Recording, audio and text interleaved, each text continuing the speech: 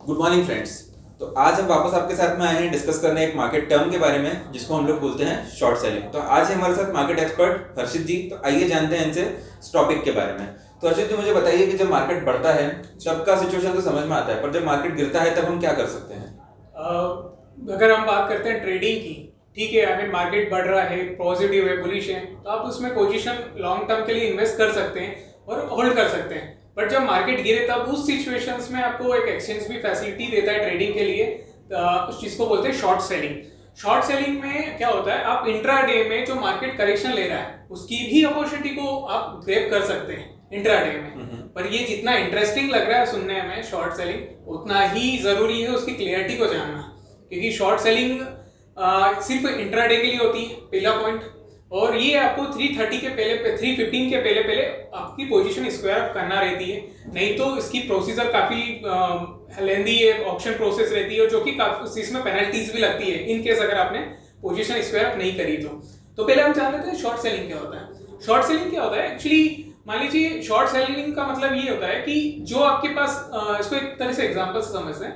Short selling का मतलब होता है आपके पास जो शेयर्स नहीं है डीमैट में, आप उनको सेल कर सकते हैं। पर जो चीज मेरे पास नहीं है उसको मैं बेच कैसे सकता हूँ? ये यही तो इस चीज का इंटरेस्टिंग पॉइंट है कि आपके पास जो स्टॉक नहीं है आप उसको भी सेल कैसे कर सकते हैं। ये एक्चुअली फैसिलिटी दी गई है एक्सचेंज के एंड से। इसमें आप कुछ पोजीशंस, आई मीन जैसे जो ब्लू चिप स्टॉक्स होते हैं या कोई सा भी पर्टिकुलर स्टॉक हो गया, उसको आप सेल कर सकते हैं। आपकी उसमें थोड़ा सा मार्जिन बढ़ गया है, अभी सेबी ने मार्जिन भी बढ़ा दिया है शॉर्ट सेलिंग के ऊपर।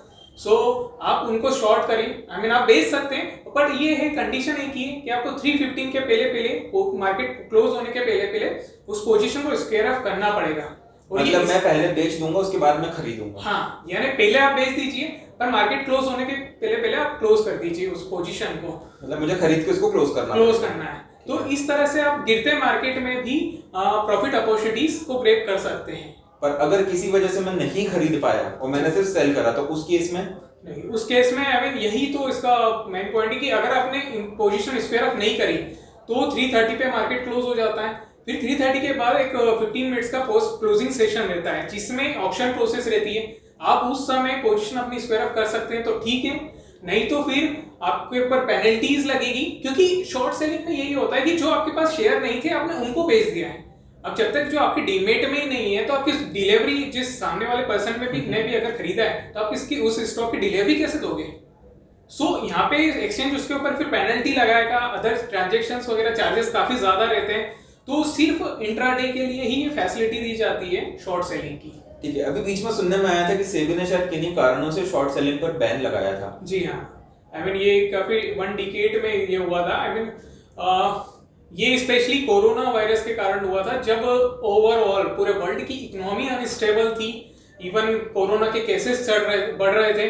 सो इसके कारण सभी पूरी ओवरऑल वर्ल्ड की पूरी फाइनेंशियल इकोनॉमी बहुत ज्यादा हैम्पर हुई थी। सो इससे इन्वेस्टर्स के सेंटिमेंट्स भी पीक हुए थे। जो मार्केट, फॉर एग्जांपल हम निफ्टी को ही देखते हैं, मार्च के मिड ऑफ द जनवरी में निफ्टी 12,400 के अराउंड था, बिल्कुल लाइफ टाइम हाई पे, जो कि मार्च में 7,500 पे आ गया। 5,000 पॉइंट्स का डिफरेंस, यानी ऑलमोस्ट 40% का करेक्शन मार्केट में। तो वहां पे अब गवर्नमेंट को स्टेप तो लेना थे, अगर वो स्टेप नहीं लेते तो वो एक इकोनॉमी और ज्यादा वीक होती। उस अनसर्टेनिटी को रोकने के लिए सेबी ने एक स्टेप उठाया जिसमें उन्होंने शॉर्ट सेलिंग को बैन कर दिया, ताकि इकोनॉमी में एक स्टेबिलिटी बनी रहे, जो इन्वेस्टर्स हैं उनका कॉन्फिडेंस बना रहे मार्केट को लेकर। इसलिए उन्होंने ये स्टेप उठाया था, शॉर्ट सेलिंग बैन कर दी गई थी कुछ टाइम के लिए। मतलब शॉर्ट सेलिंग एक लीगल प्रोसेस है, इलीगल नहीं है? इलीगल नहीं है, लीगल ही प्रोसेस है।